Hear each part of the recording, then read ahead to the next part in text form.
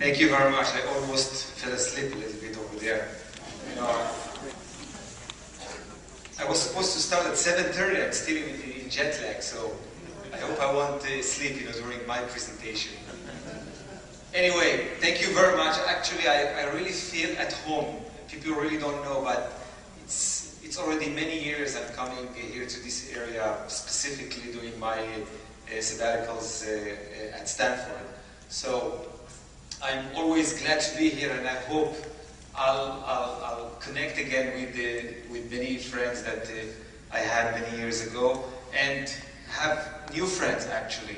And I have started already having new friends tonight. Actually, I'm looking for a professor to join my department. So if you are looking to go to make Aliyah to Israel, this is a nice opportunity.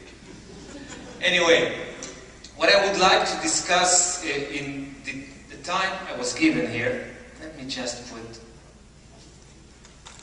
about an hour and something. Okay. What I would like to discuss is something which is really in the background of each one of us, trying to figure out what's going to happen in the 21st century, and very specifically how those mega trends, if you wish, how those trends that are going to shape the 21st century are going to be reflected specifically in the Middle East region. Basically, what I'm going to do is I'm going to summarize my late book.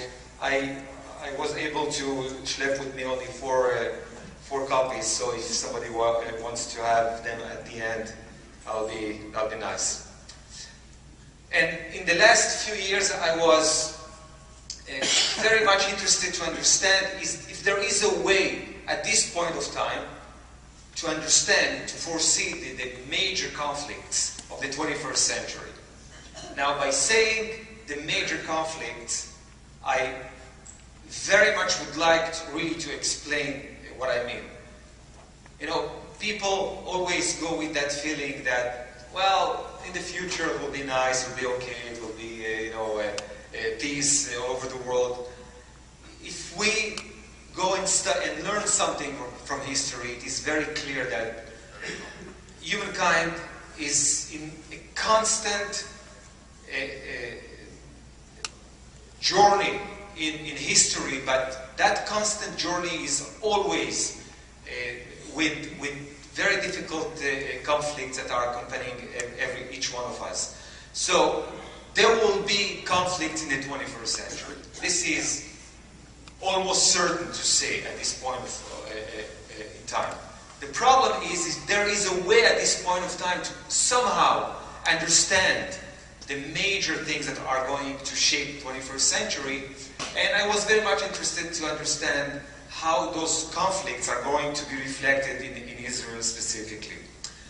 And what I did was something very simple in terms of futures thinking, which we call retrospection, which is I was asking myself, what if I was in 1910, okay? And I had a methodology with which I could have foreseen at least 50% of what happened up to 1948. Now think 1910. If you go to the web now and you'll see the literature, the newspapers of the time, you'll see most of the people have said, that's it. No more wars. There will be some conflicts here and there, and that's it. We have started the century of international trade, of great things, great discoveries in sciences, etc., etc. So I said to myself, what if I had a methodology which its validity was at least 50 to 55%? Could I have foreseen that just 4 years thereon, there's going to be a terrible war that will last 4 years, that will take tens of millions of people?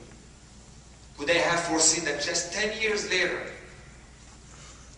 the main two superpowers, the Ottoman Empire, the British Empire will just dissipate.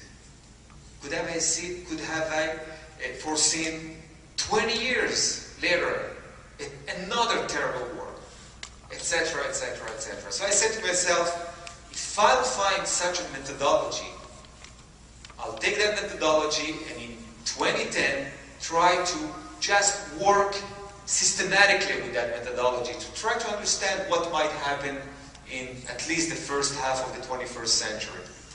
So that's what I came out with. But this is the most important thing, actually. Many people, are speaking about the future, but if you ask them, how do you know that future? Then they'll tell you, well, I've read something, I'm doing some conjectures, I'm trying to figure out the wind, etc., etc. But 2 slides I would like to share with you. Most of the people that are doing futures thinking, most of them are using 2 main methodologies. The first, whether they are aware of it or not, the first is what we call linear extrapolation. Okay? They tend to take information and knowledge from the past and they project it somehow linearly into the future. Somebody knows what's the predictive reliability of this specific methodology, which means how certain we are that our conclusions will really be realized in the future with this methodology. Somebody would like to try? In percentages. How many percentages? Okay. We tend to say that at best, linear extrapolation can somehow figure out with 30% validity what's going to happen in the future, which is really not a lot. Okay? Just think how many people are speaking about the future, and very few of them are at the end really correct. This is the first methodology that most of us are using. There is another methodology which is very known to many people and very, let's say, dominant, at least in the Israeli culture, which is what we call brainstorming.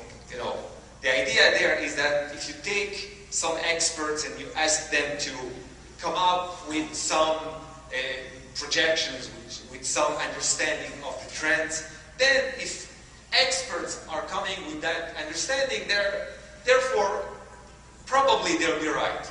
So somebody knows what's the reliability of brainstorming in understanding trends, not in generating new ideas. This is something else, okay? Just in understanding trends. Somebody would like to try in percentages? 20, 50, okay. 7%. Amazing. Now, if you ask, and there are a lot of studies that are really backing up this figure, so I'm not going to enlarge upon it. In futures thinking, we are actually trying to understand and to study the curves of systems.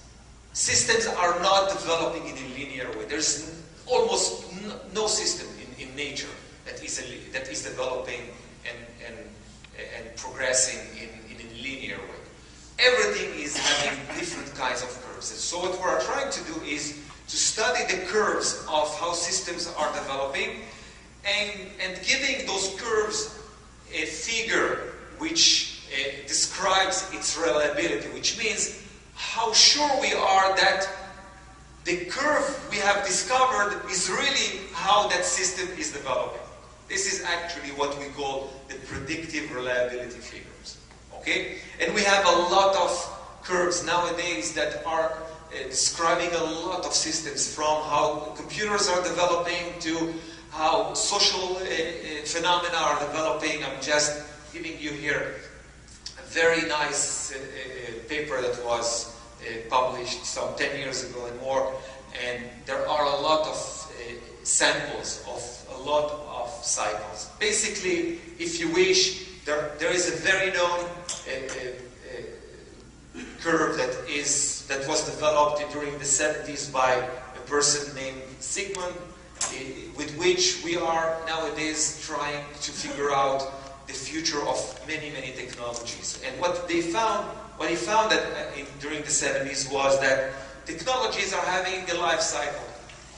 The average life cycle of a technology is about 30-35 years, but in that life cycle, technologies are going in a very specific trajectory, if you wish. There are ups and downs that are repeating themselves in almost all the technologies.